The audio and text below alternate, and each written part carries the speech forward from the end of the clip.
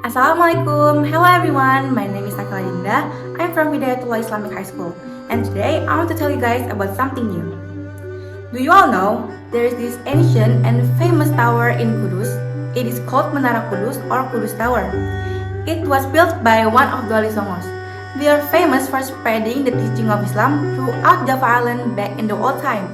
So, this guy must have been a big deal, right? Well, who is he then, you might wonder.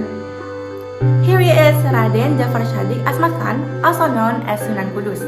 He was born in Jipang, Panolan, north of the city of Blora, Central Java, around 1500 Common Era.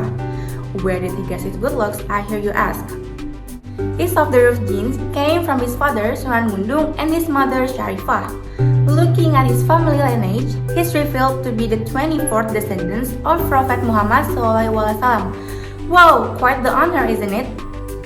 Not only the looks Sunan Kudus inherited, but also his father's Islamic knowledge. He studied about Islam with his father and Kiai Talingsing.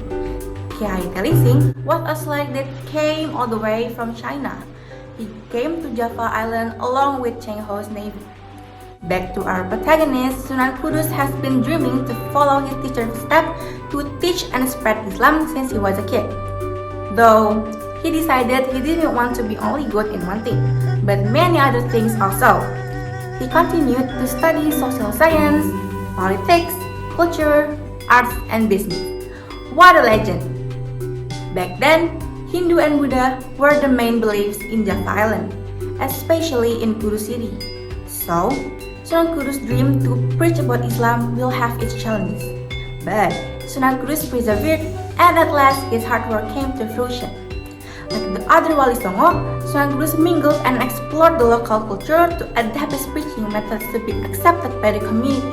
For this reason, in his preaching, Sunan Kudus also sought the revival of techniques for making certain rituals, heirlooms, ironwork, and blacksmithing. This influenced the development of architecture in Kudus and its surrounding at that time. Sunan Kudus did not use violence or radicalism against people who still adhere to their old beliefs.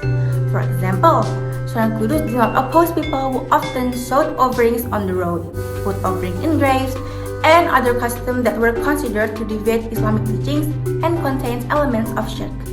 Instead, Sunan Kudus utilized this media to attract public sympathy, modifying them and redirecting them to be in accordance with Islamic values and teaching, such as shifting the purpose of offerings in the form of food, which is better given to people who are starving.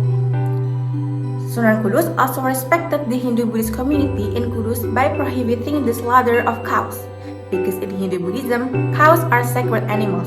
Until now, the local people of Kudus do not consume cows, but replace them with buffaloes. Oh yeah, besides preaching to Hindu Buddhism, Sunan Kudus also extended his preaching to people who still adhere to local beliefs, namely animism and dynamism. Sunan Kudus in his preaching in Kudus society conveyed a nice philosophy called Gus Jigang. In bahasa, Gus means bagus akhlaknya or good morals. Ji means pandai mengaji or good at reciting Al-Quran. And lastly, Gang means pintar berdagang or good at trading. So, as we all know today, the Kudus people are famous for being a religious society and at the same time, they are very good at trading. Sunan Kudus never used force and eradication and so on, because if he did, people will not be interested and would actually cause hatred. And this is what is meant by Islam rahmatan lil alamin. After many years of spreading Islam, Sunan Kudus finally died in 1550 Common Era. Even though he died long ago, his legacy still stands today. In conclusion, in spreading Islam, Sunan Kudus never forced people to be Muslim and used gentle ways because of health tolerance. Therefore, we must emulate Sunan Kudus' attitude and methods in spreading Islam, which is full of love. Okay, that's all for now. I hope this new information can be useful. Wassalamualaikum warahmatullahi wabarakatuh. Bye-bye!